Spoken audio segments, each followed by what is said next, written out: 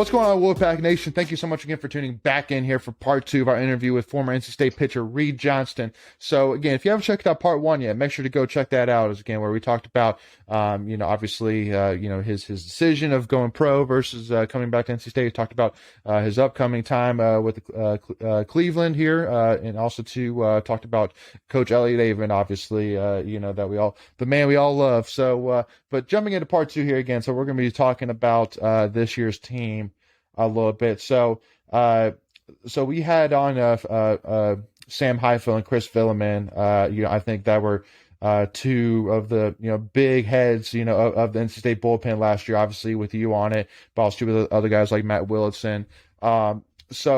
But I mean, so tell us a little bit about those guys. Is there obviously I think that we all know how good Sam is. Obviously with what he did against Vanderbilt, being the highlight in the College World Series, and then we all know what he can do hitting the ball as well. Obviously with the second game against Vanderbilt. But is there anything that maybe State fans may need to keep an eye on, with Sam, but then also to kind of talk a little bit about some of these other pitchers as well that maybe State fans haven't really heard a lot of as well. Yeah, I mean, you watch, Sam and Matt Willitson and Chris Villeman pitch last year, and you're like, wow, those guys are like, they got to be fourth or fifth year guys. And then you look back and, they played half of the year their freshman year and then, a full season last year. And it's remarkable to see, what those three guys did with, I'm not going to say as little experience as they've had, but, they haven't had a ton. And just to see, what they could do on the mound, mentally and physically is just, it's got to be exciting for this upcoming year. You got those three guys, leading you on the mound. And then you got guys like, Garrett Payne, who, pitched 8 innings all year and then came into the College World Series through, 4 or 5 innings, gave up 1 or 2 runs. It's like, wow, throw another one in there. And I mean, just the young talent that was there last year, they're going to be a year older this year, another year of experience. And, it'd be exciting to watch them on the mound. Plus the guys that they brought in too. And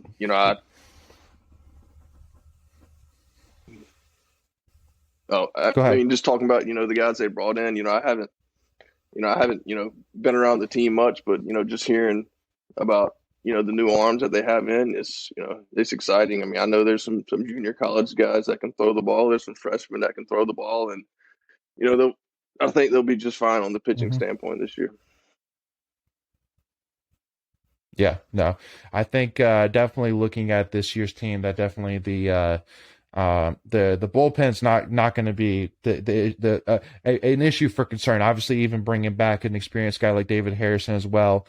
But looking at these guys as well, again, there's a lot of new names, a lot of young names, so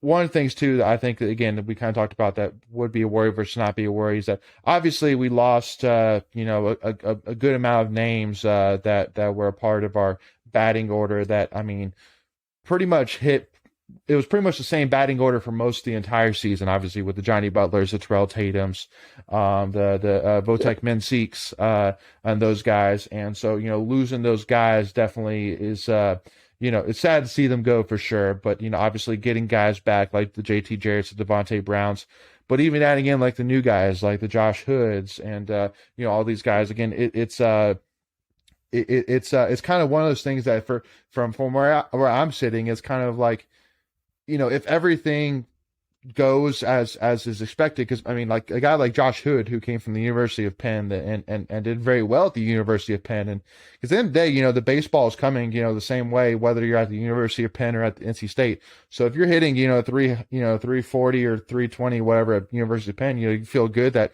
he's going to be able to switch that to NC State, hitting that well as well. So I mean, it's it leads you to be optimistic. And also, too, even like talking about the Duke exhibition. I mean, putting up 14 runs against a Duke team that just won the ACC championship over us. I mean, it's like, okay. I mean, not necessarily that kind of takes out all concern from the batting side, but I mean, it's like, okay. I mean, there's a room for optimism there. Yeah. Well, I mean, you lose 7 guys. Well, that leaves 7 positions open, and at all through practice scrimmages, there's 2, 3 deep at every position. So it's just a battle between the players at practice, and I think that helps more than anything because they're fighting for a spot. They know there's 7 lineup spots open, and it brings the best out of everybody because you want to be your best. You're gonna practice hard because you have to beat somebody out. So in the end, it does suck to lose 7 guys out of a lineup, but I think those there's a lot of Sure. competition going on now to fill those spots, and I think they'll fill them with some good players. Hmm.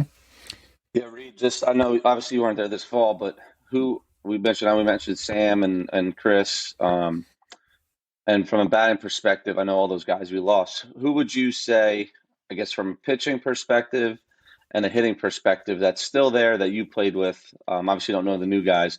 Who could make a huge impact on this 2022 season? Yeah, I mean, I think the one that comes to my head that not many people probably think of will be Kanan Silver. I mean, this is his 4th year here. He pitched a lot of innings his first and second year. I think last year he was kind of banged up, so he didn't get much playing time. But that guy has more experience than anybody on that team in the pitching staff. Just kind of what he's been through. 5th year senior, and he's a guy that can kind of do it all. I mean, he can start when he needs to. He can come out of the bullpen if he's needed to, and I think he's overlooked a lot, but I think he's a great weapon because he's not going to come in there and blow up by anybody, but he's a left-hander that has Mm-hmm. 10,000 pitches. He throws everything, so you know I think he can be effective. And from the hitting standpoint, I'd say Noah Souls. I mean, he had, I don't know, 15 or 20 at bats that COVID year. He had some good at bats, really good at bats, and then last year he didn't get much playing time just because of the situation in the outfield. But he's kind of sat behind those guys for 2 years and seen what they do and kind of their routine. And obviously he's a great player with a great skill set, and I think at any minute he can kind of bust open and become potentially one of the hottest hitters on that team. I mean, that guy has all the tools, and I think he's kind of a sleeper. So I'd look Hmm. for Noah Souls and Kanan Silver to kind of you know make something happen for the team this year. I love it. I love it. And obviously too, one of the things I want to mention as well is that obviously you mentioned Kane Silver, who actually came from Spartanburg Methodist College, who transferred in. One of the things that I Hmm. love, and I've definitely noticed with NC State, is you hear a lot of times, obviously players transferring in, which is common. Obviously this year had a lot of guys transfer in, but you don't typically hear a lot of players transferring out typically, and I think that says two things. Hmm. First of all, I think that speaks a lot to the environment that Coach Avon and his staff have built there, and how all Yeah. players want to be a part of it. But also too, on top of it, I think that part of it probably too is that, I mean, the ACC right now is as competitive as it's ever been. I mean, like they're pretty much every single weekend, every single team has at least a solid lineup that can easily win a game or two of a 3 game series. But then, even at the top, Mhm. I mean, like looking at the top 25, you see names like Georgia Tech, obviously Duke, won a C title last year.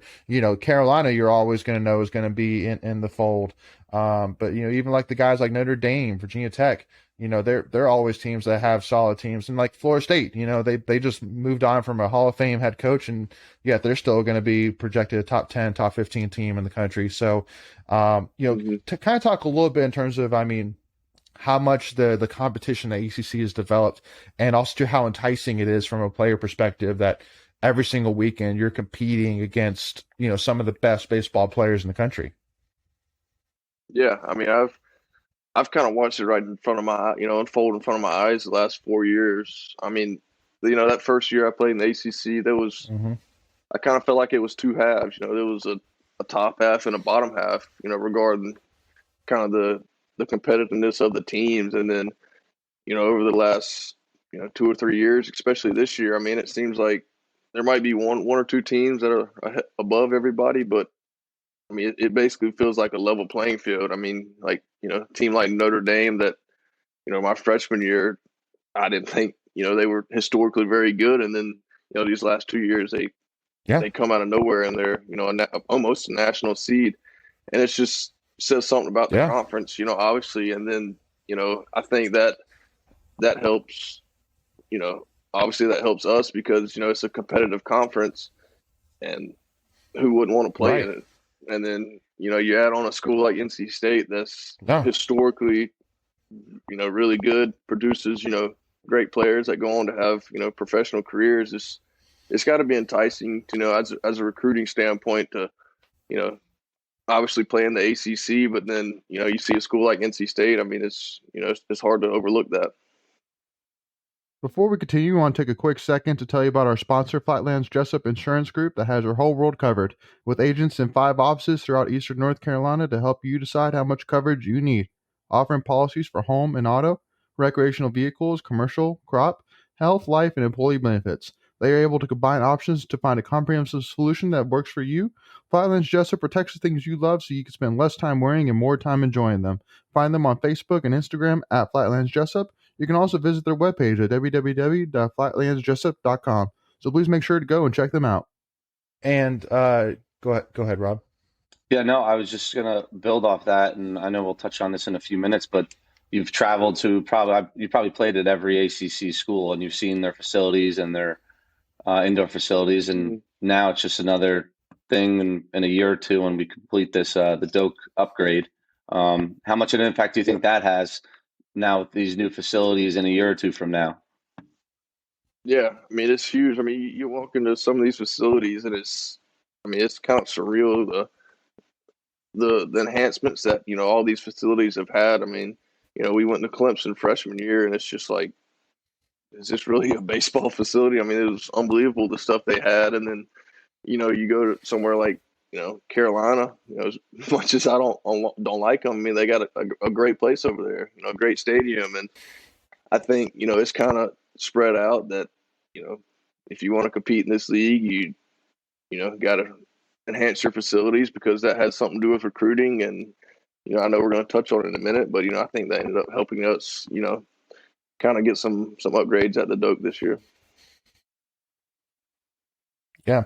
Well, because obviously the biggest place that really stood out, I think, is when we went to the College World Series, and a lot of state fans really kind of did the side-by-side comparison and compared like our facilities versus like Mississippi State and Texas and Arkansas, obviously, and was like, I mean, it's like night and day. It's like, it's not even night and day. It's like literally like it's like Pluto and Earth. It's like not even close, And so I think that first of all, again, just gives a huge testament to Coach Avent and his staff. I mean, like I know Coach Hart is the head recruiting guy. So I mean, huge hats off to Coach Hart and these guys that they're able to get this talent, obviously, to NC State, even with the facilities that they have. But and so, I mean, obviously kind of jumping into it a little bit now. So I know that from talking with Sam and some of the other guys that you guys found out about the new upgrades during the ring ceremony for the College World Series. So what was your initial reaction when you saw the plans, and what was maybe one specific thing that stood out to you or that you liked the most maybe? Yeah. I mean, it was, obviously also, it was, we were so excited to see that. I mean, kind of once we got back from Omaha, it was kind of a build up. We figured that something was going to happen soon, but we didn't know when. And then the months kept passing, and it was just like, okay, if they're going to do something, like we just got back from the World Series, now's the perfect time to do it. I mean, it's got to happen. And then they showed us they showed us the video at the ring ceremony, and we all got to be the first people to see that, which was, I think that was special because I think that team had a lot to do with it. I don't think it was just that team. Obviously the teams, in the past kind of built up to that. But, if we don't go to the World Series, does that happen? I don't know. But, I'm glad that they were able to show us that. And, just looking at the guys' faces, obviously I won't ever get to play in the new Doak, but, seeing the guys' faces that, potentially will be there to play there was the most exciting part. And, looking at, seeing Coach Avent and all the coaches there, how happy they were. Just, seeing Coach Avent, I mean, that guy's worked his whole life to get something like that. And, I think it was awesome to see. Yeah. And, obviously too, the one thing which, first of all, I mean, to highlight some of the cool parts, obviously, I know for me and a lot of State fans, it was upgrading the scoreboard, first of all, giving it a huge upgrade, just making it look a whole lot fresher, but also too, from the player perspective, having proper facilities, and obviously upgrading the locker room, kind of adding that cool factor. Because at the end of the day, it should be about pleasing the players first and then fans second. At the end of the day, that's how it should be. Because at the end of the day, for a fan, I'll take, having to, order at, a food, truck or whatever, and having no shade. But again, to watch, a top 5 team every single weekend over having all this shade and having all these beautiful concessions, to watch, a top, 20 team, at the end of the day, it's, we want to have the best players and the best, product on the field that you can. But, looking at it kind of from the perspective, from a player side is, looking at obviously the training facilities, but then the locker room, was there one point from a player side that kind of stood out to you of yeah, that's needed, or thank goodness that's finally getting changed? One part of it.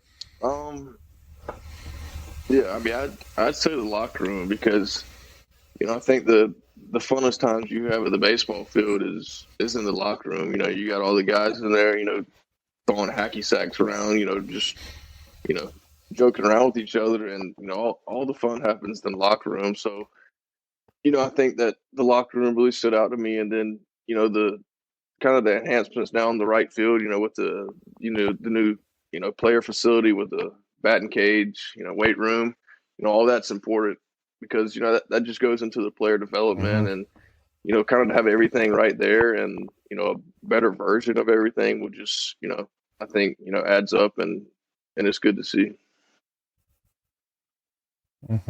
Makes it easy with everything at the Doak, instead of scooting around campus to go lift at the WB or at Reynolds and then go to class, and just one spot will be perfect for everyone.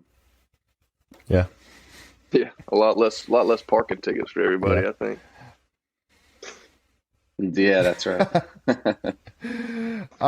So, obviously going to the end here, Reid, one of the things I wanted to touch on is we talked a little bit about Coach Hart here, and because I think that this kind of something we haven't really talked about much with some of the other players. I wanted to talk with you since you've been there for 4 years and obviously been around Coach Hart for some time, and I'm sure was recruited by him and all that jazz. And, I think it's very evident the fact that Coach Hart has been here for so long, and combined with how amazing of a job he's done with hitters, how amazing of a job he's done developing hitters, but also too how amazing of a job he's done in recruiting trail. Literally, he is one of the top assistant coaches in the country. So the fact that he still is here as the assistant coach because there's no way he hasn't gotten calls and offers for head coaching positions. There's just no way.